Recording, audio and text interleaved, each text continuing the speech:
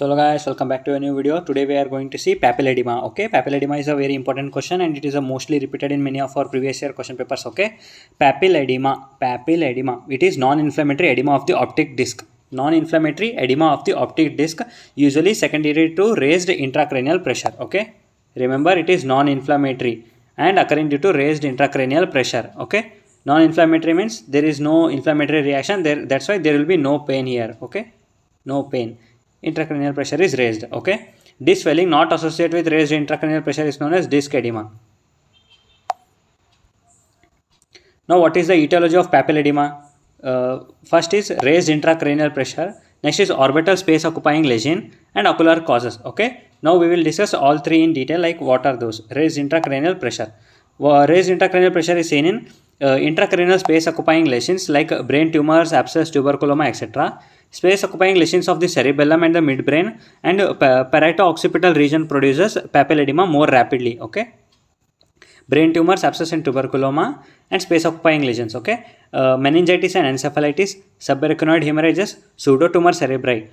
Systemic conditions like malignant hypertension, toxemia of pregnancy, leukemia and polycythemia. Okay, these are the things which raises the intracranial pressure. Now we will see orbital space occupying lesions. Okay, like tumors, abscess, cellulitis, pseudotumors, endocrine exophthalmos, that is thyroid eye. Okay, these are orbital space occupying lesions. For ocular space occupying lesions, they are central retinal vein occlusion, increased intraocular pressure and ocular hypotony. Okay, these are the three etiological factors. One is the raised intracranial pressure, orbital space occupying lesion and ocular changes. Okay, now coming to what is the pathogenesis of papilledema. Okay, pathogenesis is very simple. Stasis of exoplasmic transport in prelaminar region of the optic disc due to alteration in the pressure gradient across the lamina cribrosa. Okay, there is stasis of exoplasm transport. Stasis of exoplasm transport in prelaminar region of the disc optic disc. Okay, due to alteration in pressure gradient across the lamina cribrosa. Remember, exoplasm is not unable to drain. Okay, it is localized there because of optic disc. Okay, stasis of exoplasm transport in the prelaminar region of the optic disc due to alteration in the pressure gradient across the lamina cribrosa.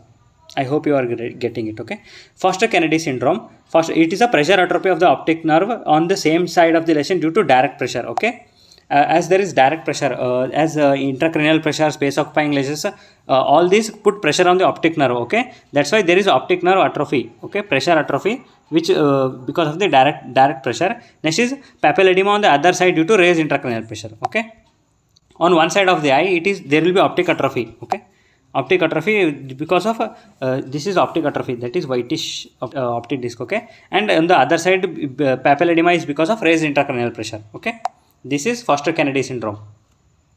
Remember, in one eye there is optic atrophy, in another eye there is papilledema because of raised intracranial pressure. Okay, now coming to what are the causes of papilledema. Tumor of the frontal bone, pituitary or olfactory groove meningioma. Okay, anything which is tumor or growing in there. Okay, clinical features, there is recurrent attack of transient blurred vision remains normal till last stage, and general symptoms like headache and projectile vomiting. Okay, let me explain you.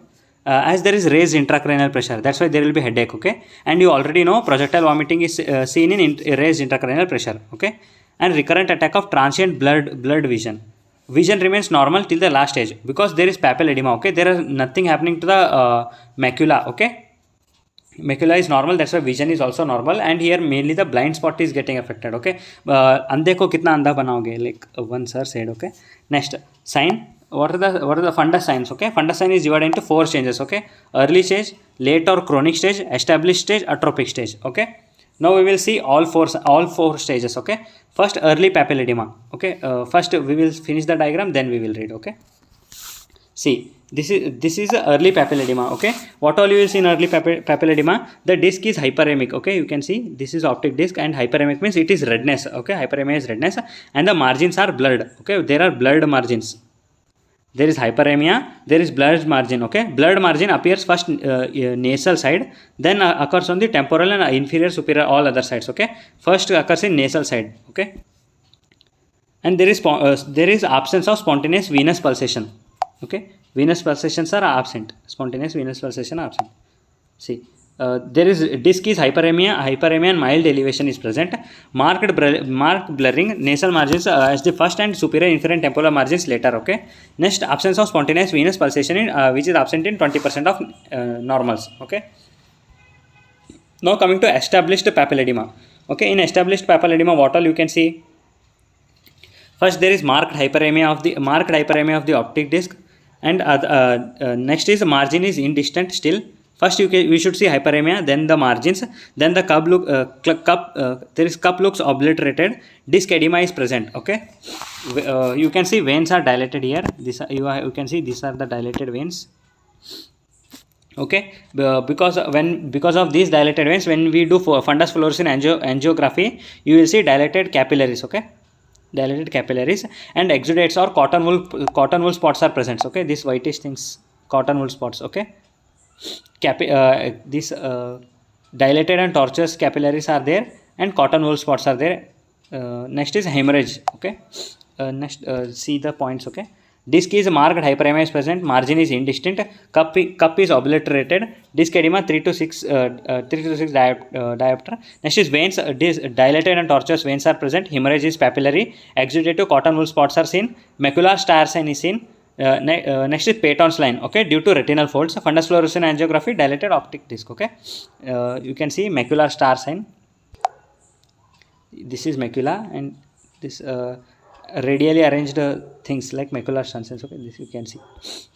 This is macular star sign. Okay, and what is Peyton's line? Okay, as there is increased intraocular pressure, the retina and choroid, like there is some space, and the retina gets folds in itself. Okay, that's why this folds lines are called as Peyton's line. Okay, folds in the retina.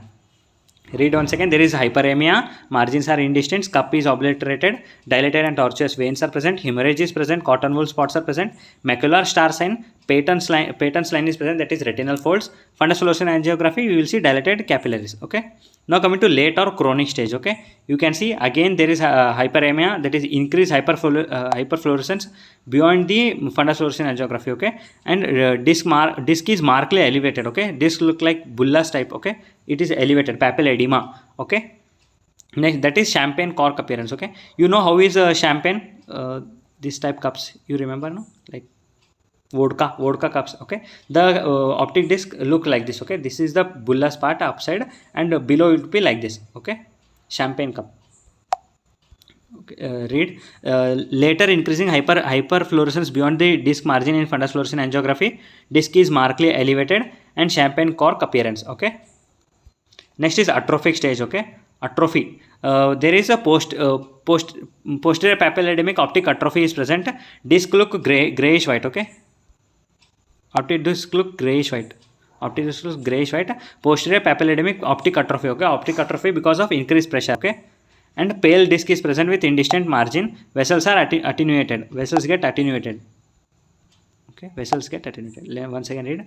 Post papilledemic optic atrophy. Disc look grayish white in color. Pale disc with indistinct margin. Vessels attenuation and sheathing is present. Okay, what are the differential diagnosis? Differential diagnoses are papillitis, pseudoneuritis, malignant hypertension, central retinal vein occlusion, toxemia of pregnancy, AION, that is anti-ischemic optic neuropathy, and drusen's of optic nerve head. Okay, treatment, you will treat the underlying cause. Okay, what is the underlying cause? Raised intracranial pressure or ocular changes, or another one is ocular space occupying lesions. Okay, we will treat those conditions. Next is surgical decompression before visual field changes occur. Okay, this is papilledema, and it is most repeated question. Okay, see you in the next video. Until then, Jai Hind, Jai Bharat.